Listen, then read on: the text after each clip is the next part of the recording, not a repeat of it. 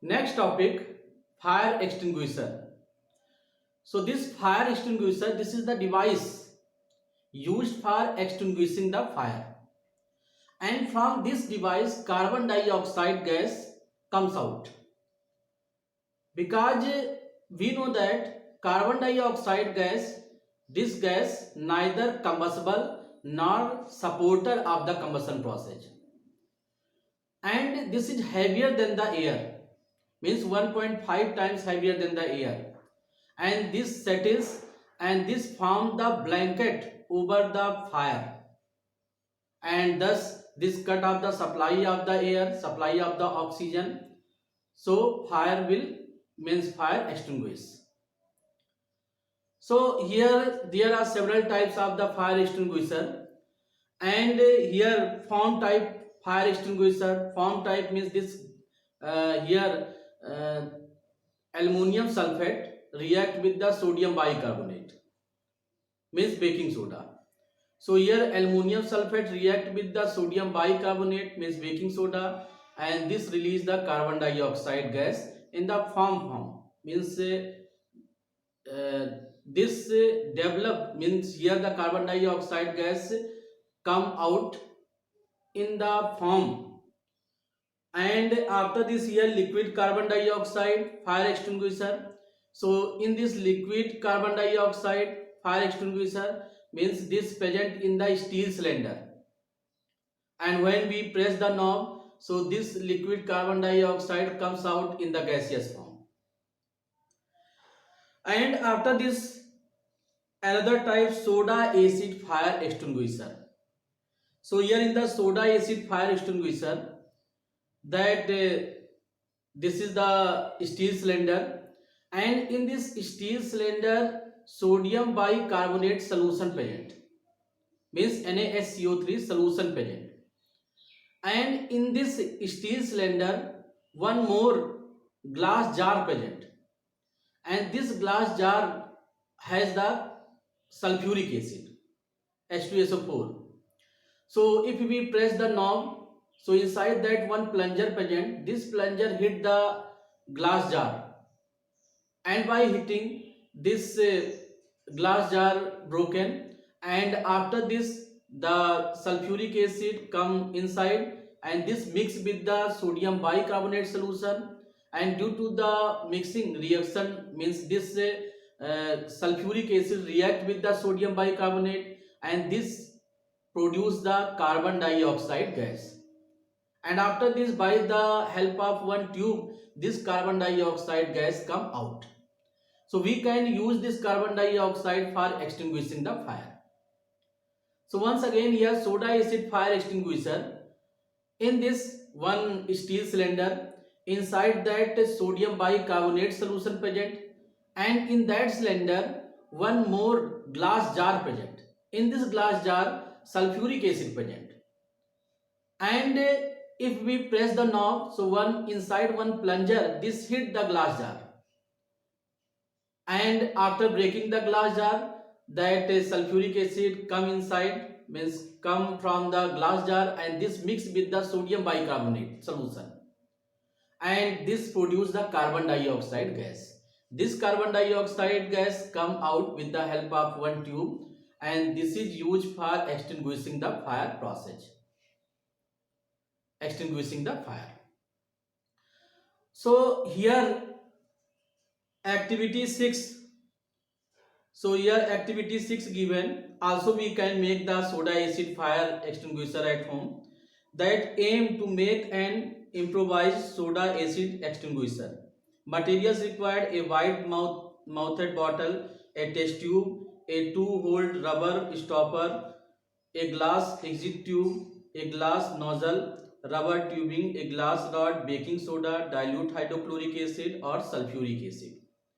So here this is here bottle we will take, and inside this glass rod, and this is the test tube, and in this test tube sulfuric acid present, and here baking soda solution, means sodium bicarbonate solution present here, and one tube, and with the help of this tube the carbon dioxide gas go outside.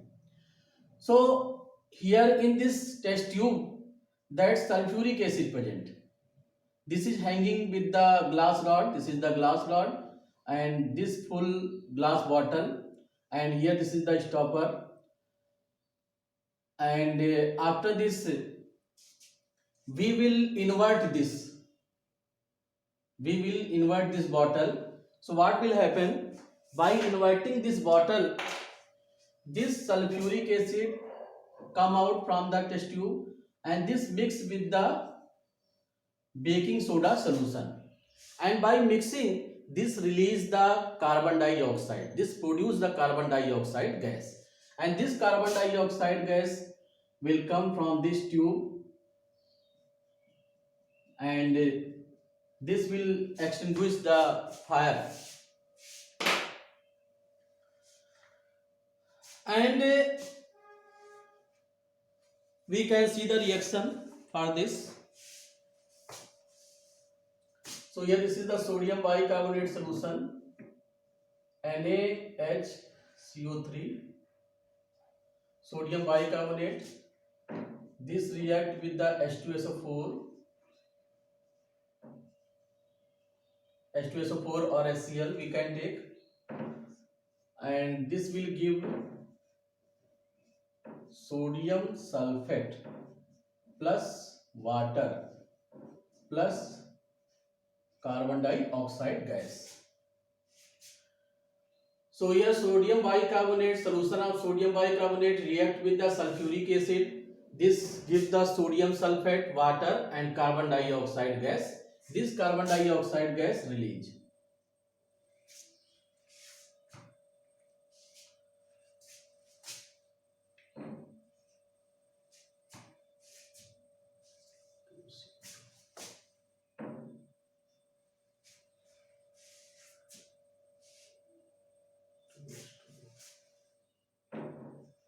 So this is the full reaction balance form, that sodium bicarbonate react with the sulfuric acid H2SO4, and this dilute H2SO4, and this produce the sodium sulfate.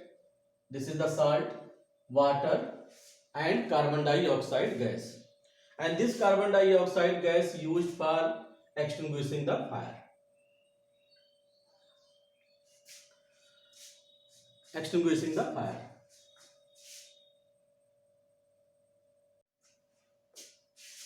Next topic, carbon monoxide gas. This carbon monoxide gas is colorless, odorless, tasteless and poisonous gas. And this gas produced due to the incomplete combustion of carbon rich fuels. Incomplete combustion. Incomplete combustion means here in the limited supply of air the combustion occur. So limited supply of air means what is the sense here? So carbon means carbon rich fuels if we take, means carbon if react with the oxygen in the sufficient amount of fuel. So this is called the complete combustion, and after the complete combustion we will get here carbon dioxide gas. So here carbon reacts with the oxygen in the sufficient amount, means here we can say here complete combustion, and due to the complete combustion we get the carbon dioxide gas. But suppose that when the carbon react with the oxygen in limited supply of air, limited supply means very less amount of oxygen, very less amount of the air we can say. So in this way here carbon monoxide gas release due to the incomplete combustion. Incomplete combustion means here the oxygen amount is not in enough amount. So this is limited supply of oxygen. Limited supply of air means very less amount of the air. So due to the less amount of the air or oxygen, incomplete combustion takes place. And due to the incomplete combustion, carbon monoxide gas release. So this is the poisonous gas. And how we can say this is the poisonous gas? Because if we means by breathing the carbon monoxide, here this carbon monoxide gas combines with the hemoglobin of our blood. This carbon monoxide, by breathing the carbon monoxide combines with the hemoglobin of our blood, and this produce the stable substance. This is called the carboxyhemoglobin, and this carboxyhemoglobin lowers the oxygen carrying capacity of blood cells. So this carboxyhemoglobin lowers the oxygen carrying capacity of blood cells. So this result in death due to the suffocation. So in this way here, this is the reason we should not sleep in the closed room where the coal coke are in burning condition. So do not sleep in the closed room when the coal or coke, charcoal, these burning in condition. So here, in this way, if any person poisoned by the carbon monoxide, so we should bring out, means out the room in the open atmosphere for the fresh air. So if any person poisoned by the carbon monoxide, we should bring that particular person in open atmosphere for the fresh air. So this carbon monoxide, this is poisonous gas, and here this enters, means this combined carbon monoxide gas, if we means by breathing the carbon monoxide gas combines with the hemoglobin of our blood, and this forms the stable substance. This is called the carboxyhemoglobin. Carboxyhemoglobin lowers the oxygen carrying capacity of the blood cells. This result in death due to the suffocation, and this is called the asphyxia.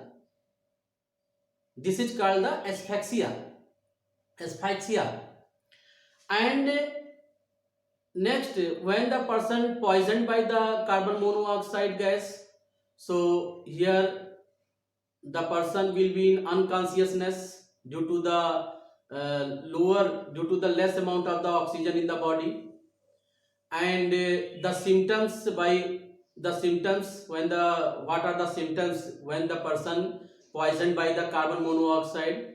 So symptoms are headache, vomiting, nausea. So these are the symptoms. So unconsciousness, dizziness, nausea, vomiting. So these are the common symptoms when the person poisoned by the carbon monoxide. And next, reducing property of carbon monoxide, and little bit more about the carbon monoxide. So here carbon monoxide gas, this is colorless, odorless, tasteless and poisonous gas, and this burns in air by the pale blue flame. So carbon monoxide burns in air or oxygen with a pale blue flame, and it reacts with water vapor at high temperature, forming carbon dioxide and hydrogen. So here it reacts with the water vapor at high temperature, forming carbon dioxide and hydrogen. Next, here reducing property of carbon monoxide, reducing nature of carbon monoxide.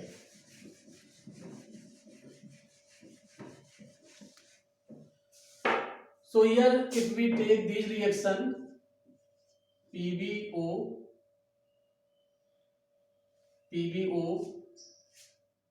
react with the carbon monoxide, this give the Pb lead plus CO2. In the same manner, zinc oxide react with the carbon monoxide, then this give the zinc and carbon dioxide. In the same manner, Fe2O3 react with the carbon monoxide. This gives the iron plus carbon dioxide.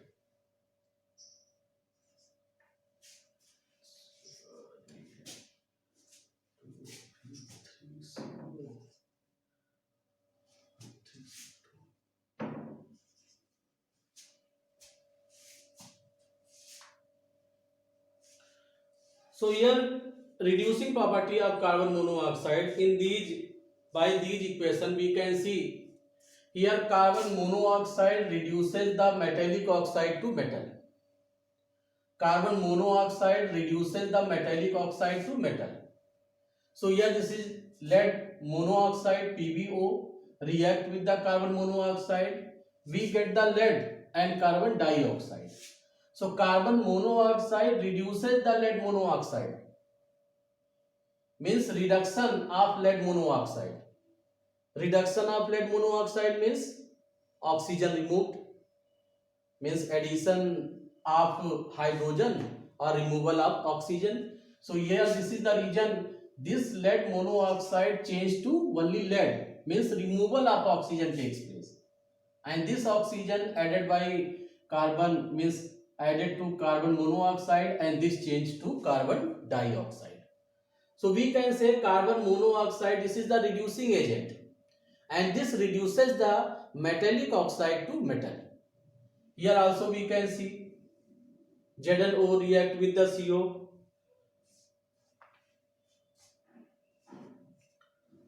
and here also Fe2O3 ferric oxide react with the carbon monoxide. This give the iron and carbon dioxide. Zinc oxide react with the carbon monoxide, zinc and carbon dioxide. So here this carbon monoxide reduces the zinc oxide to zinc.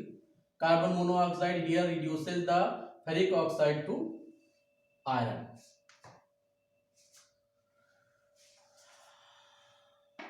So here this carbon monoxide, this is useful for the extraction of the metal from the metallic oxide due to the reducing nature of carbon monoxide. So this chapter over. Thank you. Have a nice day.